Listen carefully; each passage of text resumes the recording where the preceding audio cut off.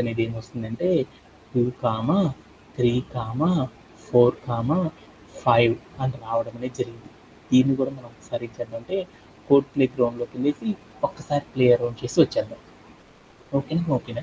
అందుకోసం నేను ఏదైతే సెట్స్ తీసుకున్నానో ఆ సెట్స్ని అలానే తీసుకున్నాను అనమాట. తర్వాత నేనేం చేశానంటే ఏ అని రాసేసి 2 సెట్స్ని తీసుకుంటున్నాను కదా, ఏ అనే సెట్ని బి అనే సెట్ని నేనేం చేద్దాం అనుకుంటున్నాను అంటే కంపేర్ చేద్దాం అనుకుంటున్నాను. ఓకేనా. ఆ రెండింటి మధ్యలో ఏ ఆపరేటర్తో చేద్దాం అనుకున్నా అంటే ఒక అండ్ క్యాప్ అని ఉంటుంది ఆపరేటర్ ఏంది, క్యాప్ పైకి ఉండాలన్నమాట. క్యాప్ పైకి ఉండాలంటే ఎలా చేస్తారు, క్యాప్ పైకి ఉండాలంటే ఏం చేస్తారు, మీ కీబోర్డ్ మీద క్యాప్ పైకి ఉండాలంటే ఏం చేస్తారు, షిఫ్ట్ అని 6 అని నొక్కారనుకో, ఒకటి ఉంది చూడండి, షిఫ్ట్ అని పెట్టేసి 6 అని నొక్కారనుకోండి, మీకు అప్పుడు ఏమొస్తుందంటే ఒక క్యాప్ వస్తుంది అనమాట. ఏ క్యాప్ వస్తుందంటే వి అనే క్యాప్ ఏదైతే ఉందో దానికి రివర్స్తో ఉండే క్యాప్ వస్తుంది అనమాట. దాన్ని ఏమంటారంటే ర్యాబిట్ ఆపరేటర్ అంటారనమాట. లేదా మీరు ఇంకోటి ఏం చెప్పొచ్చు అంటే క్యాప్ ఆపరేటర్ అని అని పిలవచ్చు అనమాట. క్యాప్ అనేది కనుక పెట్టేసేసి నేను ఇప్పుడు ఏం చేశానంటే ప్లే అరౌండ్ చేసి చూశాను. అప్పుడు ఏం జరిగిందో చూడండి. ఏం జరిగింది, 1, 3, 5 అని ఏ సెట్ ఉంది, అలానే 1, 2, 4 అని బి సెట్ ఉంది. ఆ రెండింటిని కూడా నేను ఏం చేశాను, కంపేర్ చేసేటప్పుడు నేను ఏం చేశాను, సిమెట్రిక్ ఆపరేషన్ చేశాను. సిమెట్రిక్ ఆపరేషన్ చేయగానే నాకేమైంది, ఆ రెండు సెట్లో కామన్గా 1, 1 ఉంది కాబట్టి ఆ రెండు కాకుండా రిమైనింగ్ వాల్యూస్ ఏవైతే ఉన్నాయో వాటన్నిటిని కూడా మనం తెచ్చుకోవాలంటే ఏం చేస్తారంటే ఇలా సిమెట్రిక్ డిఫరెన్స్ అని ఒక సెట్ మెథడ్ సహాయంతో ఏం చేస్తారంటే మనకు కావాల్సిన డేటా మొత్తాన్ని కూడా ఏం చేయొచ్చు అంటే ఈజీగా తెచ్చుకోవచ్చు అనమాట. ఇలా తెచ్చుకోవడంలో ఎవరికైతే డౌట్ ఉందో, కావాలంటే మరొక ఎగ్జాంపుల్ చూడండి. ఇక్కడ ఈ సెట్ లోపల నేను ఏం చేశానంటే కామా పెట్టేసి నేను ఏం చేశాను, డబల్ కోర్స్ ఒక స్ట్రింగ్ పెట్టాను అనమాట. ఎంతని పెట్టాను, 6 అని పెట్టేసి నేను ఏం చేశానంటే ప్లే అరౌండ్ చేసి చూసాను. అప్పుడు చూడండి ఏమైందో, ఆ రెండిట్లో ఏదైతే ఉందో కామన్గా, ఆ కామన్గా ఉన్న డేటా కాకుండా రిమైనింగ్ డేటా ఏదైతే ఉందో ఆ డేటా మొత్తాన్ని కూడా మనం తెచ్చుకోవాలంటే ఏం చేస్తారంటే ఇలా తెచ్చుకోవడం ద్వారా చేస్తారనేది గుర్తుపెట్టుకుంటే సరిపోద్దాం కదా. దీంట్లో ఎవరికైనా సరే డౌట్స్ ఉన్నాయా?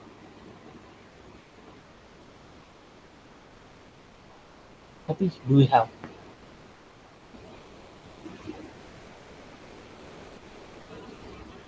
వసంత, డూ యూ హ్యావ్?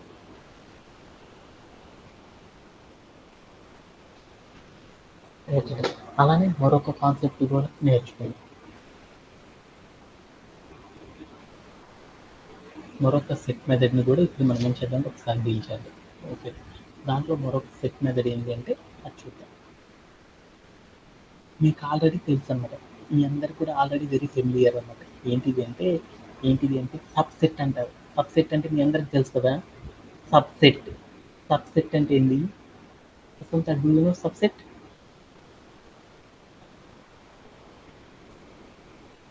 సబ్సెట్ అంటే నీకు తెలుసా?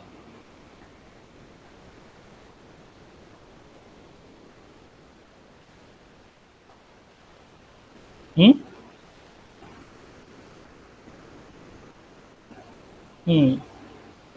అంటే ఏంటనేది చూద్దాం. అంటే నా దగ్గర ఒక సెట్ ఉందన్నమాట. ఏమని ఉందంటే ఒక ఎగ్జాంపుల్ తీసుకున్నాం. ఏ ఈక్వల్ టు అనేది నాకేముందంటే ఏ ఈక్వల్ టు 1, 2, 3, 4, 5 అని నాకేముందంటే ఈ సబ్సెట్ అనే ఆపరేషన్ గురించి ఇప్పుడు చూస్తున్నాను. నా దగ్గర ఒక సెట్ ఉందన్నమాట. ఏంటిదంటే 1, 2, 3, 4, 5 అని వాల్యూస్తో నాకేముందంటే ఒక సెట్ ఉంది. అలానే బి అని మరొక సెట్ ఉంది. ఆ సెట్ ఏముంది అంటే వన్ ఏముంది అంటే 3, 5 అనే వాల్యూస్తో నాకేముందంటే మరొక సెట్ ఉందన్నమాట. ఓకే, ఇప్పుడు నేనేం చేశాను, సబ్సెట్ అంటే ఏంటో చూద్దాం. అంటే డిఎన్ఏ సెట్ గురించి చూద్దాం. నా దగ్గర పిఎన్ఏ సెట్లో ఏ డేటా అయితే ఉందో ఆ డేటా మొత్తాన్ని నేను ఏం చేశానంటే ఏ అనే సెట్తో కంపేర్ చేశాను. కంపేర్ చేసినప్పుడు మనం తీసుకున్న బి సెట్లో ఏదైతే డేటా ఉందో ఆ డేటా మొత్తం కూడా నాకేమైందంటే ఏ అనే సెట్ లోపల కనుక ఉంది అనుకో, దాన్ని ఏమంటారంటే సబ్ సెట్ అని పిలుస్తారు అనమాట. ఇప్పుడు నేనేం చేశానంటే బి అనే సబ్సెట్లో ఏమున్నాయో వాల్యూస్ చూడు, 3 ఉంది. తర్వాత ఏముంది, ఆ 3 అనేది మొదటి సెట్ ఏ సెట్లో ఉందా లేదని చూశాను, ఉంది. ఓకే, కంప్లీట్ అయిపోయింది.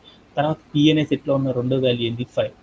ఆ 5 అనేది తీసుకెళ్ళేసి ఏ అనే సెట్లో కంపేర్ చేశాను, ఉంది.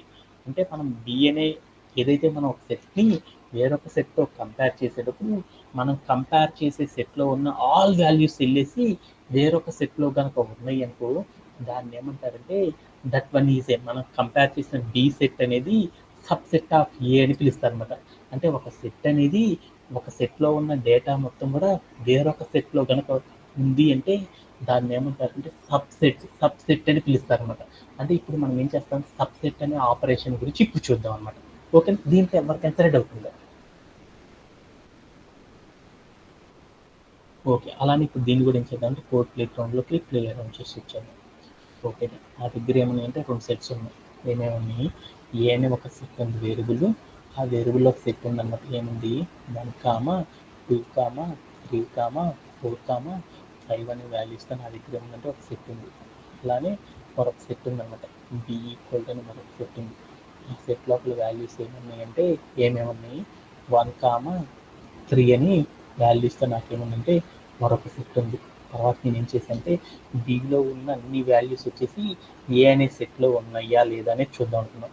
అలా చూడడాన్ని ఏమంటారంటే సబ్సెట్ అని పిలుస్తారు. అందుకోసం నేను ఏం చేశానంటే ఒక సబ్సెట్ అనేది చెక్ చేయాలంటే, కంపేర్ చేయాలంటే బిలో ఉన్న డేటాని ఏతో చెక్ చేస్తాను. అందుకని అలా రాయాలంటే ఏం చేస్తానంటే బి డాట్ అని పెట్టేసేసి ఈజ్ అని పెట్టేసి ఈ అని పెట్టేసి ఈజ్ అని పెట్టి సబ్ సెట్ అని పెట్టేసి తర్వాత 2 బ్రేసెస్ పెట్టి దాంట్లోకి ఏ అని పెట్టాను. పెట్టేసి కనుక నేను ఏం చేశానంటే ప్లేయర్ రన్ చేసి చూసాను. అప్పుడు నాకు ఏమైందో చూద్దాం. సింటాక్ ఎర్రర్,